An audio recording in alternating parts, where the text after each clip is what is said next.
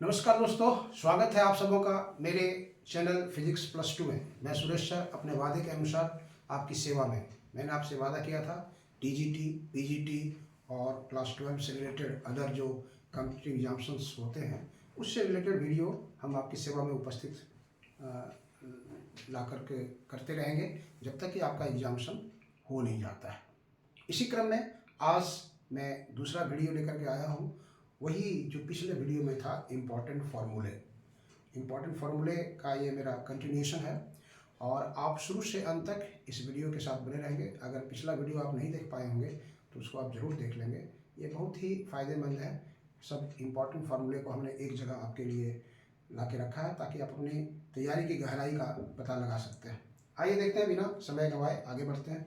Question number पहला देखिए क्या कह रहा है।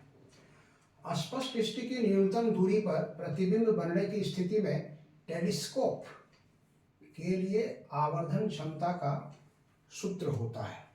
मतलब टेलीस्कोप में जब इमेज फॉर्मेशन करता है तो दो कंडीशन में हम लोग उसका मैग्नीफाइंग पावर निकालते हैं, आवर्धन क्षमता निकालते हैं। एक होता है जब प्रतिबिंब स्पष्ट दृष्टि की न्यूनतम दूरी पर बनता है, when the image is formed at the least distance of distinct vision। और दूसरा निकालते हैं जब प्रतिबिंब अनंत पर बनता है, when the image is formed at infinity। तब मैग्नीफाइंग पावर का क्या फॉर्मूला होता है। तो यहाँ पर हम लोग निकाल रहे हैं, पहला कंडीशन है स्पष्ट दृष्टि की न्यूनतम दूरी, मतलब least distance of distinct vision, m equal to F O by F E, 1 plus D by F E. M हो गया मैग्नीफाइंग पावर हो गया, एफ ओ क्या हो गया focal length of object lens, F E क्या हो गया focal length of eye lens, D क्या हुआ least distance of distinct vision. तो 1 plus D by F E, यहाँ F O by F E 1 plus F E by D है, यहाँ F O by F E 1 minus D by F E और F O by F E 1 minus F E by D है।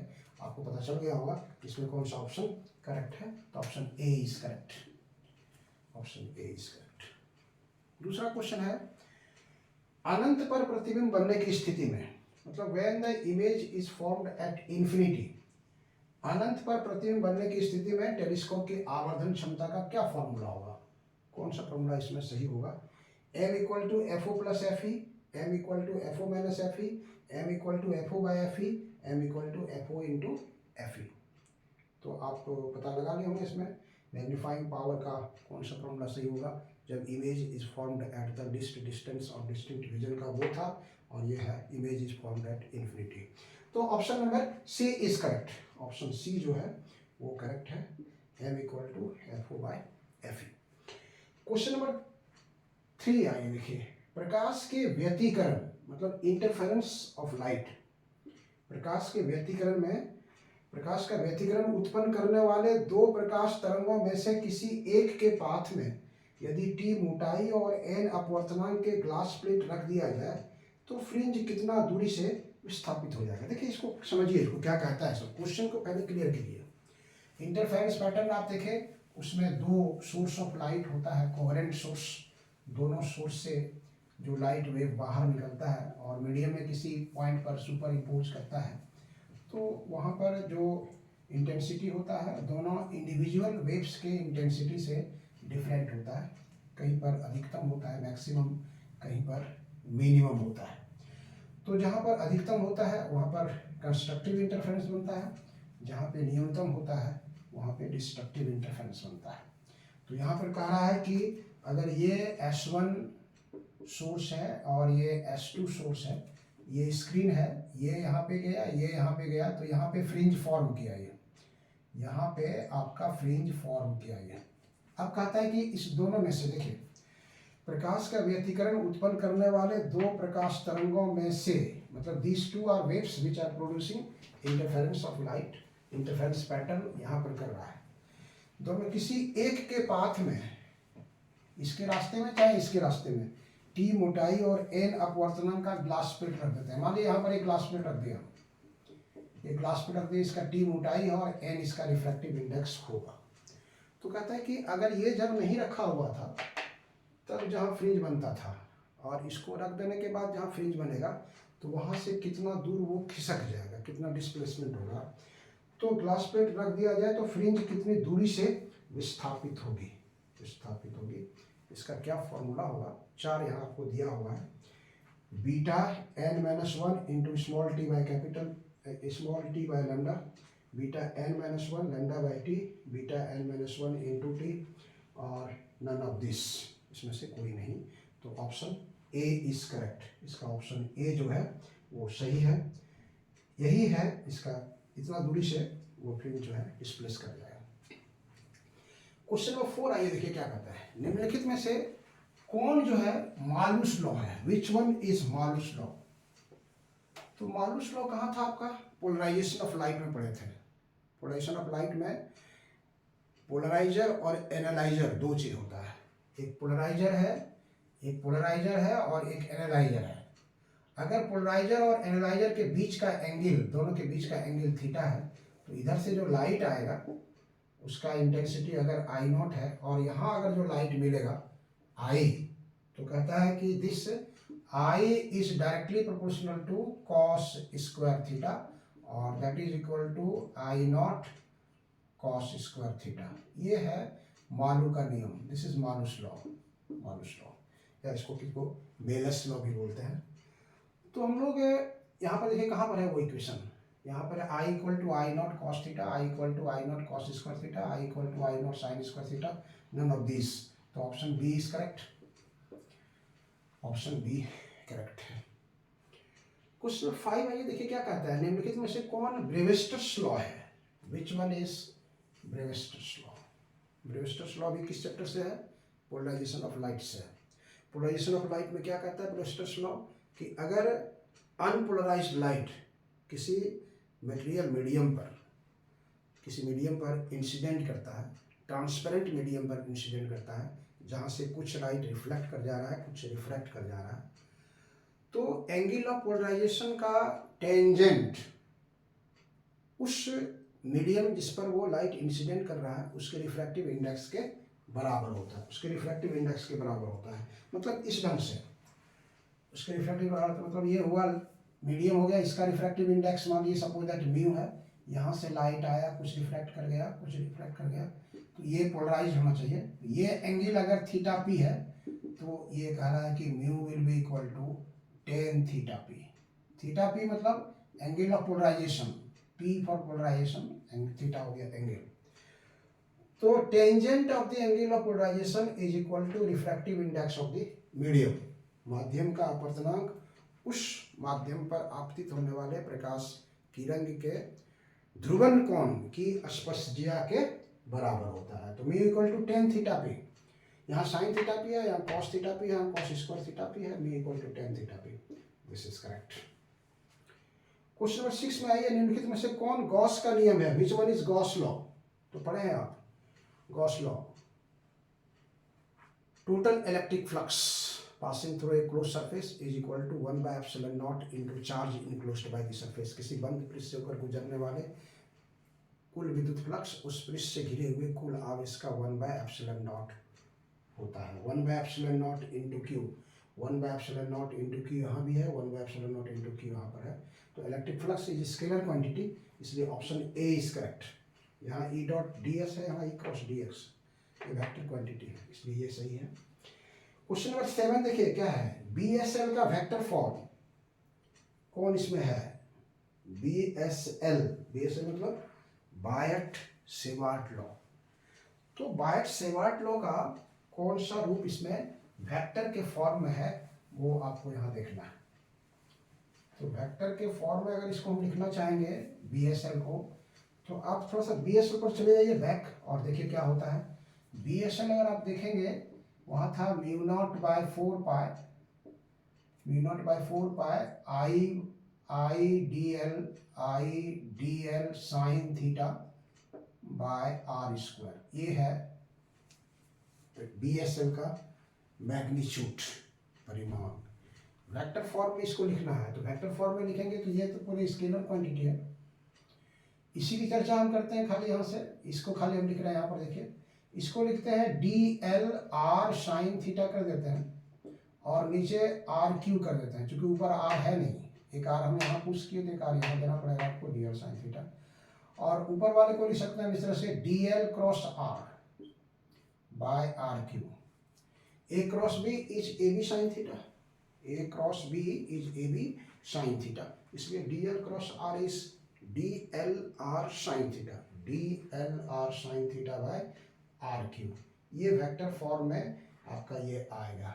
तो इसी को देखना आपको कहाँ पर है, यहाँ है D L cross R by R, D L cross R by R square, D L cross R by R cube, none of this. तो option C is correct, option C जो है। चलिए आगे बढ़ते हैं, नेक्स्ट क्वेश्चन नंबर 8। ए त्रिज्या के एक वृत्ताकार धारावाही चालक के कारण केंद्र पर चुंबकीय क्षेत्र उत्पन्न होगा।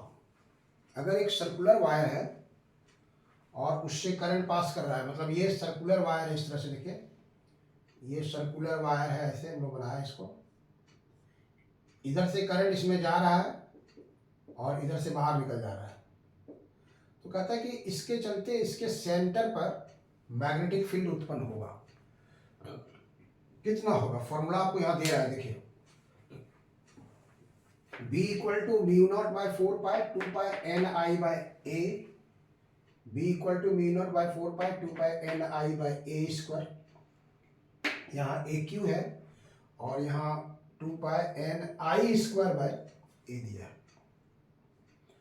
तो कौन सा आपको सही लगता है, ये तो सब तो बहुत इंपॉर्टेंट है, आप इसको देखे होंगे, और इसका सही ऑप्शन जो है वो है ए ऑप्शन इसका करेक्ट, ऑप्शन ए करेक्ट। ये अगर ऐसा नहीं आता न्यूमेरिकल्स भी इस पर आता है, बात रखिएगा।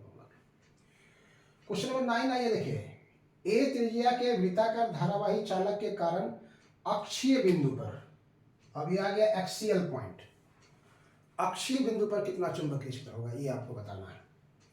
4 ऑप्शन यहाँ पर भी दिया हुआ है, तो पहले आपको समझना होगा अक्षीय बिंदु है क्या, कहाँ पर है अक्षीय बिंदु, ये सब आप चीज पहले से जानते हैं। एक्सियल पॉइंट कहाँ पर होगा, अक्षीय बिंदु मतलब अभी जो हम लोग फिगर बनाए थे सर्कुलर पाथ का, सर्कुलर वायर का सेंटर से, तो सेंटर से होकर के जो लाइन गुजरेगा, मतलब इस तरह से, ये अगर आप ऐसे लेते हैं, इस तरह से खड़ा कर दिए इसको, यहां से इधर कोई पॉइंट है, कोई पॉइंट है यहाँ से, मतलब इसमें हम सिंगल फेरा का दिखा रहे हैं, एन फेरा भी हो सकता है इसके कारण। तो यहाँ पर मैग्नेटिक फील्ड उत्पन्न होगा, इस पॉइंट पर ये मैग्नेटिक फील्ड उत्पन्न होता है। तो ये मैग्नेटिक फील्ड यहाँ पर कितना होगा, करंट इसमें जा रहा है इस तरह से आई, और इसका रेडियस है आपका ए, यहाँ से यहाँ तक का डिस्टेंस है एक्स। तो आप निकाले होंगे इसको फॉर्मूला को डेरिवेशन के द्वारा। तो यहाँ पर जो दिया है mu naught by 4 pi 2 pi N I square A bye x square plus A square, half power है, यहाँ पर 1 पावर है, यहाँ पर 3/2 पावर है। कहता कि इसमें से कोई नहीं, कोई नहीं। तो इसका सही ऑप्शन जो होगा 3/2 पावर, आप याद रखिएगा 3/2 पावर के साथ ये आता है, अगर बशर्ते सब सेम है। तो b equal to mu naught by 4 pi 2 pi N I A square divided by A square plus X square to the power 3/2। चलिए क्वेश्चन नंबर 10 देखिए, एक लंबी सीधी धारावाही चालक के कारण ए दूरी पर, एक लंबी सीधी धारावाही चालक के कारण ए दूरी पर चुंबकीय क्षेत्र कितना होगा, magnetic field at a distance A, किसमें करंट पास कर रहा है, करंट पास कर रहा है एक long straight current carrying conductor, एक लंबी सीधी धारावाही चालक, मतलब ये ऐसा है चालक, इससे आई करंट पास कर रहा है, यहाँ से आप लिए हैं ए डिस्टेंस पर, तो यहाँ पर आपको बताना है मैग्नेटिक फील्ड कितना होगा। तो ये वायर का जो एंड पॉइंट है, एक एंगल यहाँ बनाएगा, इधर मान लेते हैं φ1 बना रहा है और इधर एंगल φ2 बना रहा है, φ2 बना रहा है। तो ये पी पॉइंट पर जो ए डिस्टेंस से पी पॉइंट पर जो मैग्नेटिक फील्ड उत्पन्न होगा, उसका फॉर्मूला आपको यहाँ दिया हुआ है, ये फॉर्मूला आपको यहाँ दिया हुआ है, देख रहे हैं, mu naught by 4 pi I by A sine φ1 sine φ2 plus में है sine φ1 plus cos φ2 sine φ1 plus tan φ2, और कहता है इसमें से कोई नहीं, कोई नहीं होगा। तो ऑप्शन तो बिल्कुल इजी है, ये option A is correct, option ए जो है उसका सही होगा। क्वेश्चन नंबर 11 में आइए देखिए क्या कह रहा है, एक आपेक्षिक चुंबकशीलता, रिलेटिव परमिएबिलिटी, आपेक्षिक चुंबकशीलता को अंग्रेजी में कहते हैं हम लोग रिलेटिव परमिएबिलिटी, और चुंबकीय प्रवृत्ति मैग्नेटिक ससेप्टिबिलिटी, आपेक्षिक चुंबकशीलता, मैग्नेटिक परमिएबिलिटी, रिलेटिव परमिएबिलिटी और चुंबकीय प्रवृत्ति मैग्नेटिक ससेप्टिबिलिटी, इसको हम लोग काई एम से लिखते हैं। ये म्यू आर लिखा हुआ है, कहता है ये दोनों एक दूसरे से रिलेटेड रहता है, मतलब दोनों के बीच में कौन सा रिलेशन है। Mu R 1 plus chi M, mu R 1 minus chi M equal to 1 plus mu R, इसमें से कोई नहीं, तो ये इसका ऑप्शन करेक्ट है। Mu R is 1 plus chi M. Question number 12 में आइए देखिए, चुंबकत्व के लिए कौन सा क्यूरी का नियम है, which one is Curie's law of magnetism. Curie का जो नियम है पैरामैग्नेटिज्म, डायमैग्नेटिज्म और फेरोमैग्नेटिज्म के लिए है। किस चुंबकत्व, मतलब वो उनका याद दिया है, ये चुंबकीय प्रवृत्ति से रिलेटेड है। चुंबकीय how magnetic susceptibility depends upon absolute temperature of the material, इसी से रिलेटेड क्यूरी का नियम है। चुंबकत्व की चुंबकीय प्रवृत्ति इसके परम ताप पर किस प्रकार निर्भर करता है। यहाँ कह रहा है कि directly proportional to T, directly proportional to T square, inversely proportional to T और inversely proportional to T square. तो option C is correct, option C जो है वो करेक्ट। क्वेश्चन नंबर 13 देखिए क्या कह रहा है, E equal to minus N D phi by D T, E equal to minus N D phi by D T किसका नियम है, किस नियम से जाना जाता है, ये किस नियम से जाना जाता है। E equal to minus N D phi by D T किस नियम से जाना जाता है। चार ऑप्शन देखिए, लेंज का नियम, फैराडे का नियम, गॉस का नियम, किरचॉफ का नियम। बोलिए, लेंज का नियम, फैराडे का नियम, गॉस का नियम, किरचॉफ का नियम। तो लेंज का नियम इसको कहेंगे या फैराडे का नियम कहेंगे, फैराडे का नियम नहीं, Faraday law of electromagnetic induction. Equal to simplest form में क्या लिखते हैं, equal to minus N D phi D T, और सिंपलेस्ट फॉर्म में हो गया equal to minus D phi D T. Question number 14 आइए देखिए, एलसीआर परिपथ में औसत शक्ति व्यय, एवरेज पावर लॉस का क्या फॉर्मूला होता है। एलसीआर सर्किट में एवरेज पावर लॉस का क्या फॉर्मूला होता है, औसत शक्ति व्यय का क्या फॉर्मूला होता है। पावर का यदि फॉर्मूला पढ़ते हैं P equal to V into I, average PAV, तो कितना लॉस करेगा देखिए यहाँ पर, PAV VRMS IRMS cos five, PAV VRMS IRMS sin five, PAV VRMS IRMS tan five. cos five को हम लोग कहते हैं पावर फैक्टर, शक्ति गुणांक, हिंदी में पावर फैक्टर शक्ति गुणांक, तो शक्ति गुणांक से साथ इसका संबंध होता है।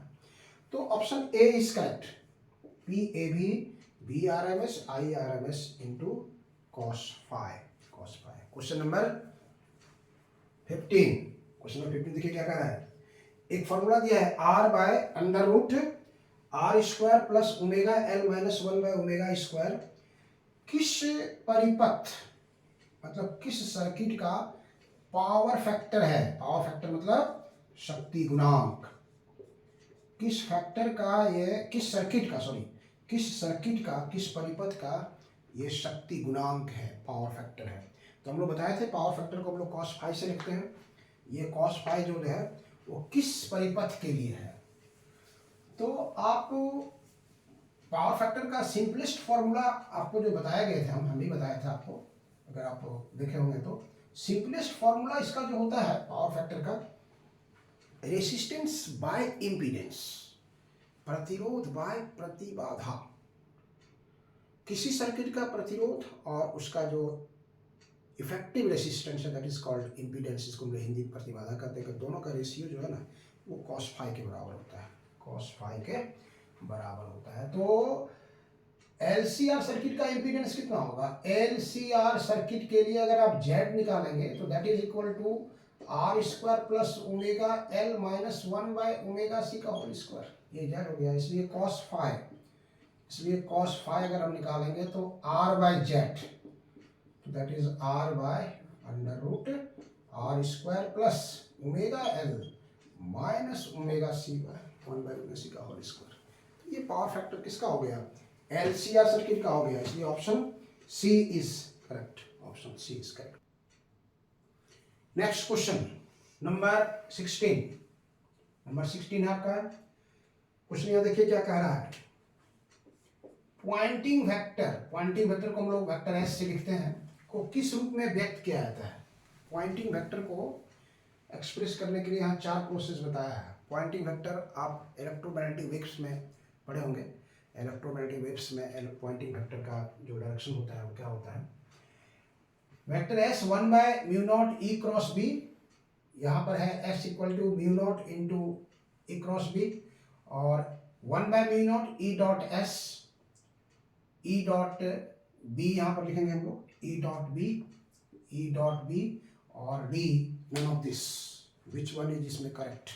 पॉइंटिंग वेक्टर का फॉर्मूला ए जो ऑप्शन है that is correct, option A is correct, option A correct. ठीक है, आइए क्वेश्चन नंबर 17 देखिए। सेलों के मिक्स्ड ग्रुपिंग में मैक्सिमम करंट, महत्तम धारा प्राप्त होती है। कितना मैक्सिमम करंट सेलों का मिक्स्ड ग्रुपिंग में होता है। तो आप जानते हैं सेल को ग्रुप करने का 3 तरीका है, सीरीज ग्रुपिंग, पैरेलल ग्रुपिंग और मिक्स्ड ग्रुपिंग। तो मिक्स्ड ग्रुपिंग में कहता है कि मैक्सिमम करंट का क्या कंडीशन होता है। एक बार आपको बता देते हैं कि सीरीज ग्रुपिंग में मैक्सिमम करंट प्राप्त होता है जब एक्सटर्नल रेसिस्टेंस अधिक होता है सेलों के टोटल इंटरनल रेसिस्टेंस, और पैरेलल ग्रुपिंग में मैक्सिमम करंट तब प्राप्त होता है जब एक्सटर्नल रेसिस्टेंस कम होता है, इंटरनल रेसिस्टेंस अधिक होता है। और मिक्स्ड ग्रुपिंग में दोनों इक्वल होता है, एक्सटर्नल रेसिस्टेंस और सेलों का टोटल इंटरनल रेसिस्टेंस अगर बराबर होगा तब मैक्सिमम करंट मिलेगा। तो यहाँ क्वेश्चन दे रहा है कि मैक्सिमम करंट कितना मिलेगा। तो सेलों के मिक्स्ड ग्रुपिंग में जो करंट का फॉर्मूला होता है उसको आप रिकॉल कीजिए। सेलों के मिक्स्ड ग्रुपिंग में जो करंट का फॉर्मूला है वो आप वहां से रिकॉल करने की कोशिश कीजिए। तो करंट का फॉर्मूला जो आपको मिलेगा, I इक्वल टू फॉर्मूला होता है NE/R प्लस NR/M। N हो गया number of cells in series, E हो गया EMF electromotive force of each cell, R is external resistance and M is number of rows of cell, सेलों के कतारों की संख्या कितना है उसमें। तो यहाँ पर मिक्स्ड ग्रुपिंग में क्या होना चाहिए कि आपको क्या बताया, सीरीज में R अधिक होना चाहिए, सीरीज में ये ज़्यादा होना चाहिए, ये कम होना चाहिए, पैरेलल में ये ज़्यादा होना चाहिए, ये कम होना चाहिए, और मिक्स्ड में दोनों अधिक होना चाहिए, सॉरी दोनों बराबर होना चाहिए। मतलब R इक्वल टू NR/M, ये दोनों पुट कर देंगे हम लोग इसमें, तो this will be maximum current, I max, ऊपर हो गया NE और ये R और इसके जगह पर भी R पुट कर दीजिए, तो दैट इज NE/2R। तो ऑप्शन देखिए NE/R, NE/2R that is correct, option है ये I max 2 NE/R, none of this, ये आपका सही होगा। क्वेश्चन नंबर 18 आइए। निम्नलिखित में से कौन लॉरेंज ट्रांसफॉर्मेशन का इक्वेशन नहीं है।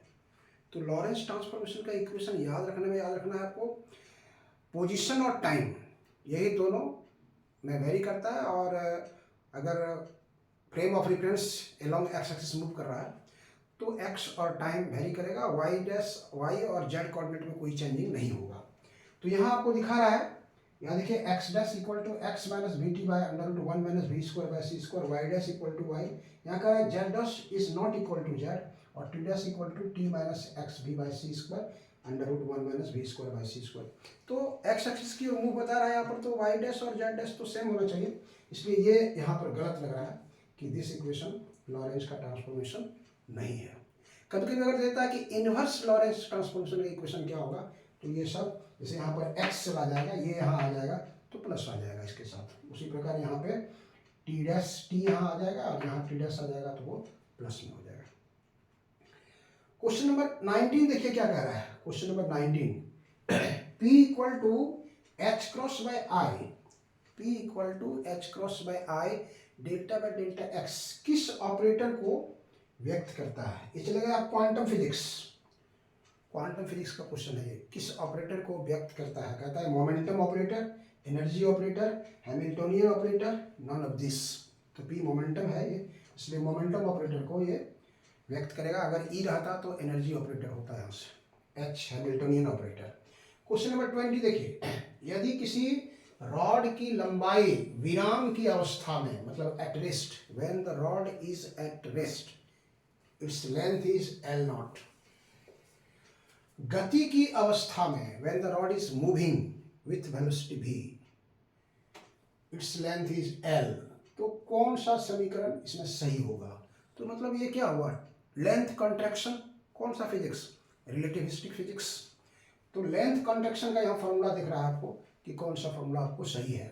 यहाँ L equal to L naught under root 1 minus B square by C square, L naught equal to L under root 1 minus B square by C square, L equal to L naught by under root 1 minus B square by C square, और D L equal to L naught under root 1 minus B square by C square. इसमें कौन सा सही है? तो length क्या होता है, कंट्रैक्ट कर जाता है, मतलब ओरिजिनल लेंथ से कम हो जाएगा। तो ओरिजिनल लेंथ से कम हो जाएगा, यहाँ पर देख रहे हैं इसमें से कम आएगा, इसलिए ये option A is correct.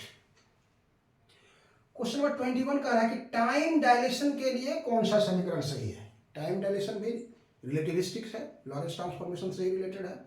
Time dilation में क्या होता है कि किसी घटना का ऑब्जर्वेशन आप ऐसे क्लॉक में करते हैं जो ऐसे मूविंग फ्रेम में रेफरेंस रखा हुआ है जो रेस्ट कंडीशन में है, और उसी घटना का ऑब्जर्वेशन अगर आप ऐसे फ्रेम ऑफ रेफरेंस से करना चाहते हैं जो मूविंग कंडीशन में है, तो there will be difference in time. तो टाइम जो होता है वो डायलेट होता है, मतलब टाइम बढ़ जाता है। तो यहाँ पर आपको दे रहा है कि कौन सा इक्वेशन उसके लिए सही है। तो ये t equal to T naught under root 1 minus B square by C square, T naught equal to T by under root 1 minus B square by C square, T equal to T naught under root 1 minus B square by C square, none of this. तो option A is correct, option A is correct. Question number 22 आइए देखिए, Schrodinger's time independent equation, Schrodinger's का time independent equation कौन सा है जिसमें time नहीं है? यहाँ देखिए 4 ऑप्शन है, del square psi 2m h cross e minus B into psi square, del psi by del T, यहाँ भी डेल टी है, यहाँ पर भी है, मतलब यहाँ टाइम है, यहाँ टाइम है, नन ऑफ दिस। इसमें टाइम आपको नजर नहीं आ रहा है, इसलिए this is Schrodinger's time independent equation. Question number 23, Schrodinger's time dependent equation कौन सा होगा जिसमें कि टाइम है? तो टाइम इक्वेशन से देखिए यहाँ पर आपको 4 ऑप्शन है और चारों में टाइम दिया हुआ है। यहाँ पर देखिए आई एच क्रॉस डेल्टा सा बाई डेल्टा टी, यहाँ पर भी है, यहाँ पर भी है, यहाँ पर भी है। तो इसमें अगर आप गौर से देखेंगे तो इक्वेशन ऑप्शन ए जो है वो करेक्ट है, ऑप्शन ए जो है वो करेक्ट है। तो कैसा लगा आपको मेरा वीडियो? अगर अच्छा लगे तो लाइक करना, सब्सक्राइब करना और शेयर करना कभी नहीं भूलिएगा, ताकि दूसरे को भी इसका फ़ायदा हो। और ये मेरा प्रयास आपकी सेवा में तब तक जारी रहेगा जब तक आप की परीक्षा समाप्त नहीं हो जाती है। इसलिए फिर मिलते हैं नए वीडियो के साथ, तब तक के लिए थैंक यू।